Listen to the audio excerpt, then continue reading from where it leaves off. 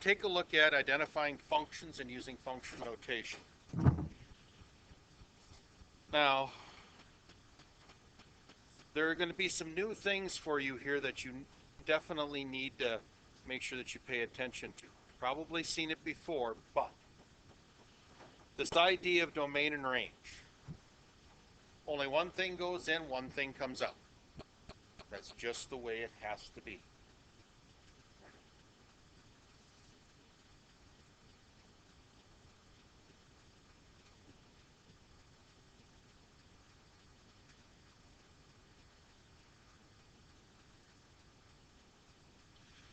Now, domain and range, what goes in, range is what comes out. We always need to be concerned about it, what we can put into something. I mean, if you think about your cars as functions, you're not going to put diesel in the car unless you got your old diesel Rabbit or a diesel Jettle. Well, they got some diesel cars out there. Although dropping gas in the diesel isn't a good thing either, is it? No. So you don't want to go and put the wrong stuff in to the wrong function. So when we take a look at domain, we always want to go and see what numbers are legal to put in. Range, what numbers are legal to come out of it. So domain is also known as your independent stuff. You can choose what goes in, but what comes out is based upon what went in. That's the catch. Now a function allows us to go and put one thing in, we always get one thing back out. So if I think about a light switch that I got in the back of the room, if I go and hit the light switch, light goes and changes, right? It either changes from off to on or on to off. That's what it does. And it changes the lights that are in here. It doesn't change the lights that are anyplace else, only the ones that are here. So, if I take a look at example 1, 4 has an arrow going to 3. Does that mean that 4 always goes to 3? What information do you have that says 4 goes to something else? And the answer would be there isn't any. If I just look at this, whenever I have a 4, 4 says it goes to 3. So according to this function, this setup, these sets of rules, 4 always goes to 3. Does 3 always go to 3? Yeah. It doesn't matter which one I put in, it always goes to 3. So our domain is 4 and 3, our range is 3. Domain, what goes in? 3 is what comes out. Now when we sit there and we think about x and y, we always put values for x into the function, we always get y's back out. So if I put 7 in, 7 always goes to 3. Okay? Here I put 5 in, 5 goes to 3. But if I go down here, 5 also goes to 4. So the question is this a function? And the answer would be no, because if I ask you, where does 5 go? And you say 3, I'm going to say, nope, it goes to 4. So then when I ask you again, where does 5 go? And you say 4, I say, nope, it goes to 3. Because we do not know exactly where it goes, we cannot say what it is, therefore it's not a function. So, next thing that we've got here are graphs. We have this thing called the vertical line test. Vertical line test means that if I draw a vertical line through these, it only hits it in one spot. So,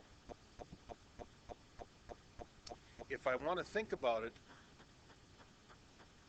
so if I draw a vertical line through the first one, it only hits it in one spot. Another way to look at it is if I were to go and look at all of these coordinates that are on here for this graph, if I take one value for x, I only get one value out for y. So if I look at -2, well, it crosses right here, so that's at 0. If I have y is equal to 0, it's 0. X is at 2, it's at -2. But if I look at the graph for the circle, it's not a function. Why? Because if I look at this value right here and say x is 2, well, I got graph up here and I've got graph down here. I don't know which one of the answers is correct. Could be both, could be none. So because of that, it's not a function. Only one thing happens when you put one thing in, and that one thing always has to happen. Always has to happen. So, if I were to take a look at A here, does A pass the vertical line test? In other words, if I draw a vertical line, straight up and down, will I hit the graph in more than one place? And the answer would be yes. If I were to look at this line, just the y-axis going up and down, it hits it in 2 places. Actually, hits it in 3. Hits it here, hits it here, hits it here. Not a function. Is this one a function? If I draw a line going straight up and down, how many places does it hit this graph? Once. So is it a function? Yes. What about C? How many places could it hit? If I drew a line straight up and down, just hit it once. So guess what it is?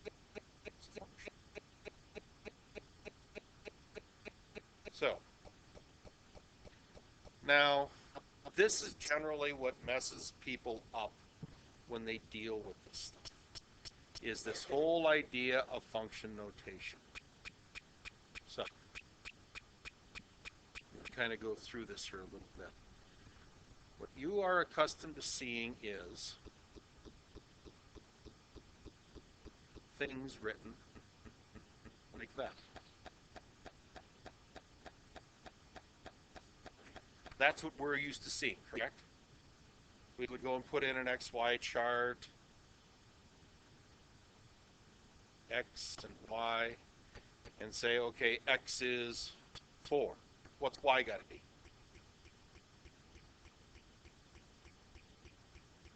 If I put X in here, what's Y got to be? 6.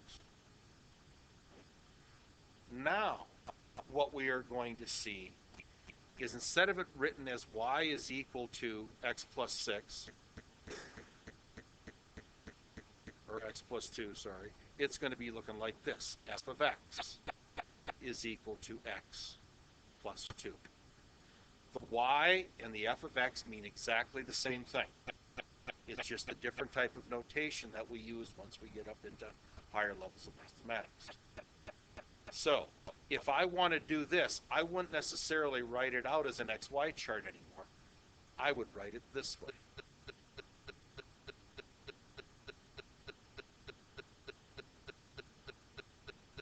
Okay. Now, what they're telling us to do here is we're supposed to put in 4 for x. So what this is going to look like is 4 plus 2, which is equal to 6. It gives us the same information. This gives us the coordinate of 4 comma 6. This gives us the same coordinate of 4 comma 6. X is 4, went in. What came out? 6 for y. That's all it is.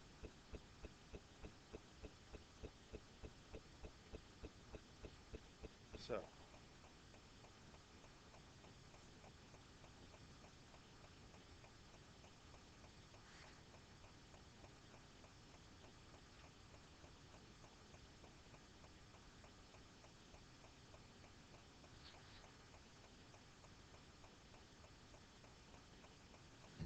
I'm going to give you a few seconds here for each one of these, and I want you to figure out A and B. Are they or aren't they functional? What are their domain? What are their range? And I'll give you about 90 seconds on that. So go. This is what you should be putting into your notebook at this time. Write it down, work it out, see what you get. Answer the questions. Is it a function? If it's a function, identify the domain and identify the right. Remember, these examples are what you're going to have to look back on when you actually go through and do the assignment in Unit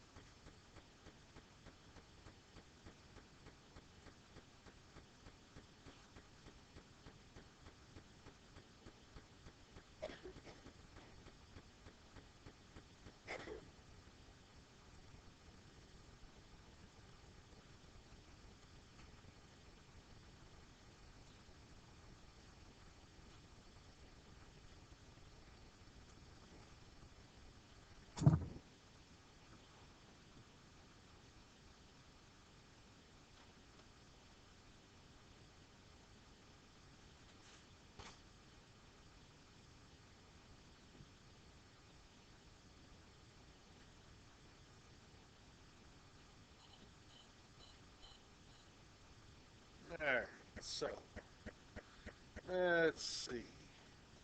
Mr. Garthis. It just came up. I didn't make it do it.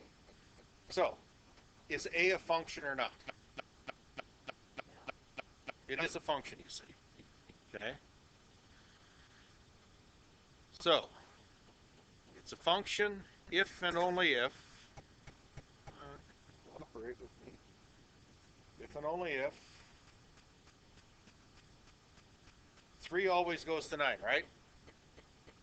6 always goes to 7, right? 2 always goes to 5, right? But I got another 3 and it's going to 4. So it's not a function. So A here has to be, no, I bet you that'll be the last time you listen to him, huh? So this would have to be, no.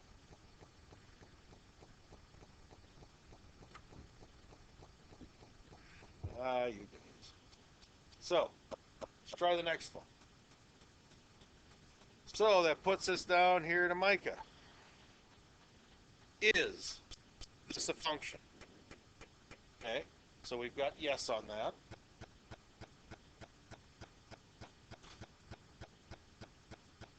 This isn't working very well for me because it's I know it's good ready. So, since we've identified that this is going to be a function, let's see. Kaya, what is, and that's a good question because she ain't there, is she? Yeah, 5. Oh, we're not, Cole's already been asked. Damien, what's the domain here?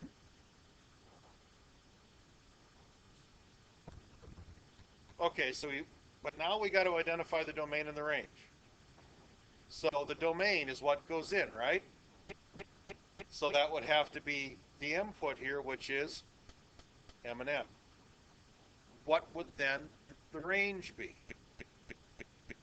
Okay. Now we'll go for somebody else. Riley, what's the range here going to be then? Because the range is what comes out, right? So it would just have to be the output, which is going to be. Right. So let's do this then. I'm going to give you another couple of minutes, and I want you to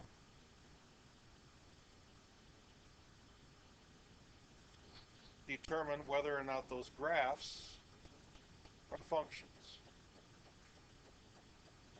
Okay, give you about 90 seconds on that, so do that.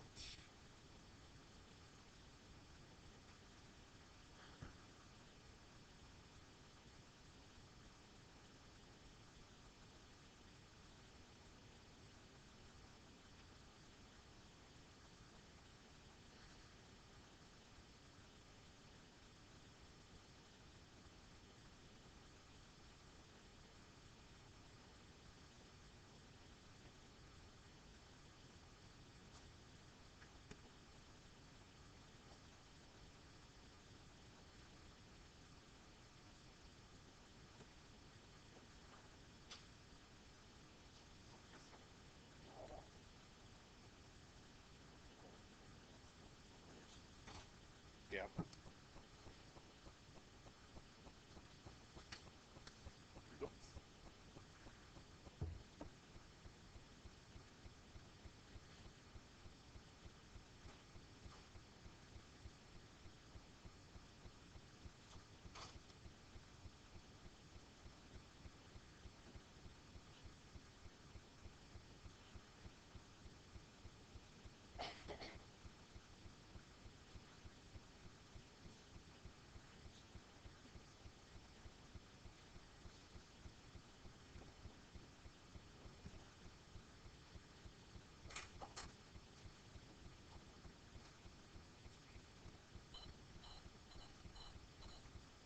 All right. So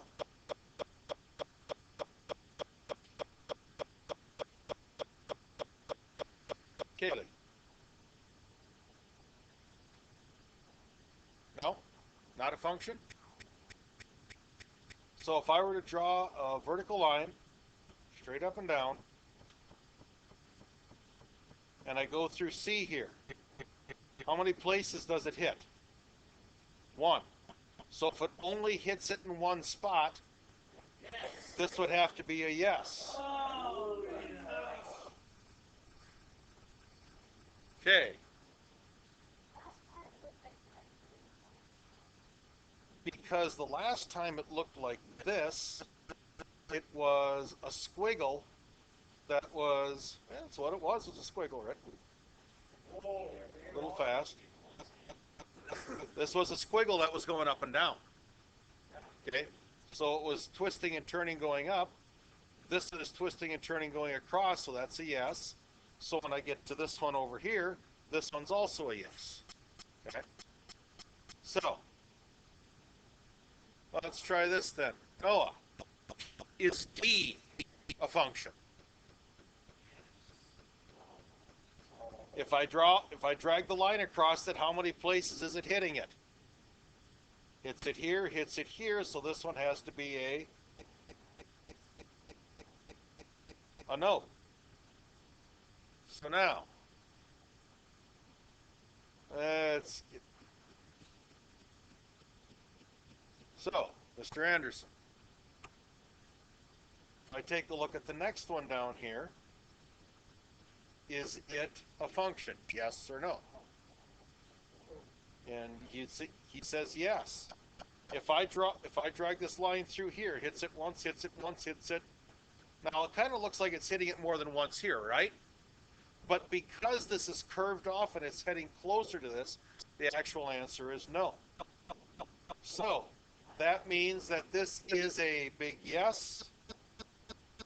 I put the wrong color in, but you get the idea. It's yes. This is a function. This is a yes. Because it just gets really super close. It doesn't hit it. Okay? It only hits it in one spot. Okay? So, this is a function.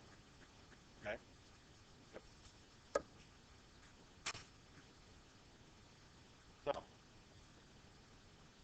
So does that make sense to you? Always, when in doubt, always drag a line across it. Put a ruler up to it. Edge of your paper, go across it.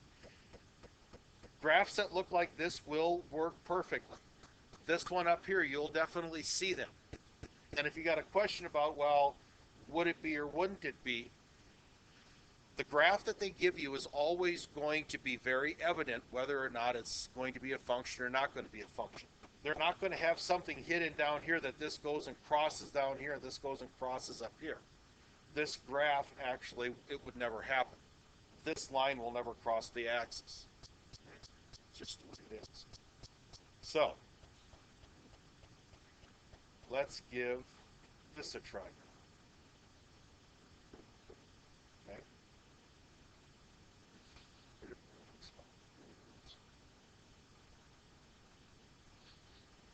So,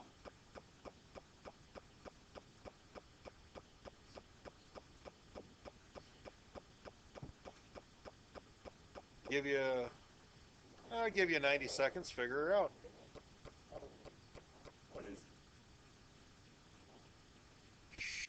Oh, they're both functions, figure out what they are.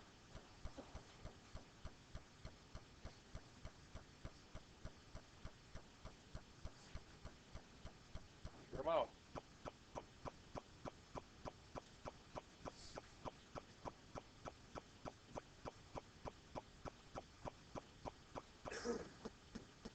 Got it written out there, gentlemen?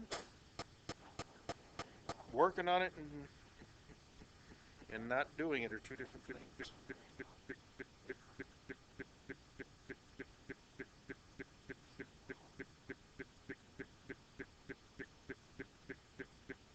Door's there. You want to use it? You know, you came in early, you might be going out sooner than you like.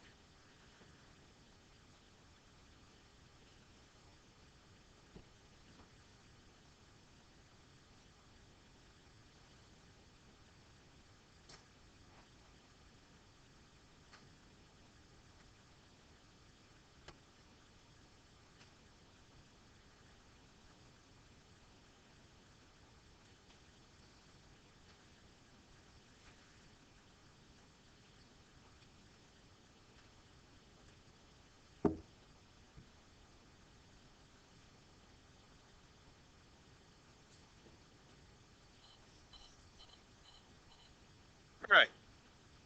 They give us two functions here to work with, but we're supposed to find what this is. So which function do I put it in? Do I put it into the first one or the second one? The second one. This is the one that has function A. This is the one that is function V. So if they have V of 2, that means it's going to go into this one, not that one. So we're going to have V of 2 is equal to 9. Wherever I see an X, I'm going to replace it with a 2. So I put in 2 here, plus 3 times 2 squared. And now I'm just going to go through and solve it like I normally would. What's 9 times 2? Plus, I got 3 times 2 squared. Well, what's 2 squared? What's 2 squared? 4. What's 3 times 4? 12.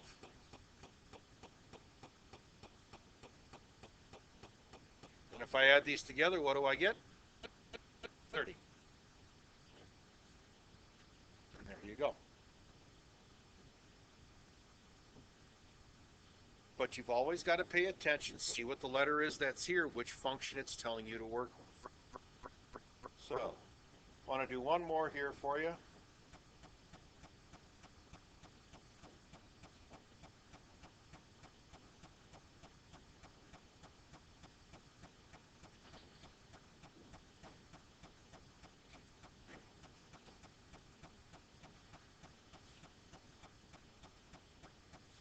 So I'm going to give you a couple minutes and I want you to work on this one, see what you come up with.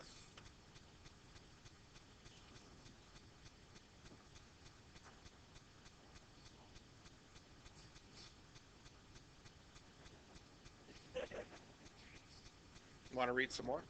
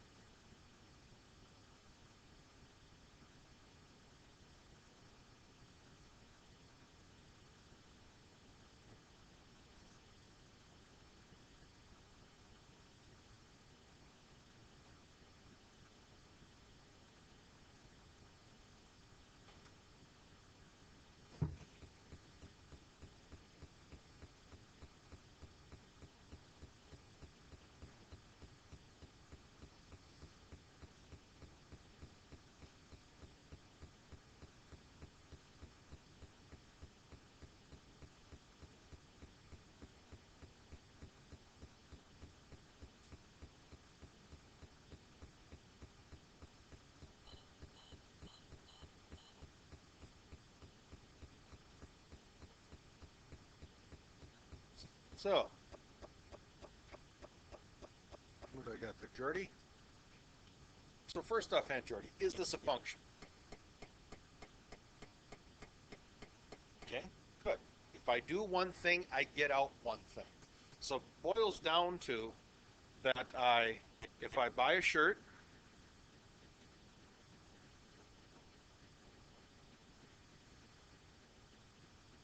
there is a cost involved with it, right?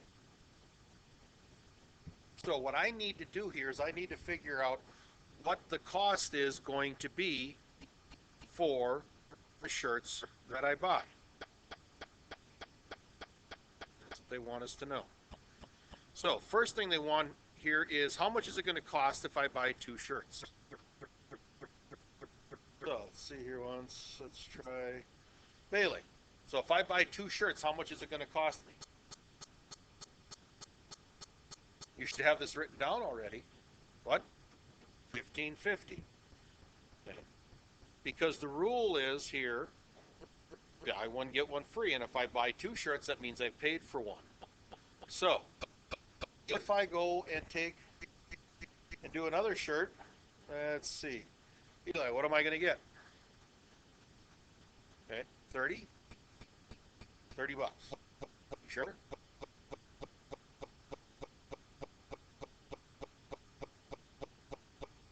$31, yeah, because it's 15.50. So if I buy 3 shirts, it's going to be $31. So, how much should it be if I'm going to do 4 shirts then?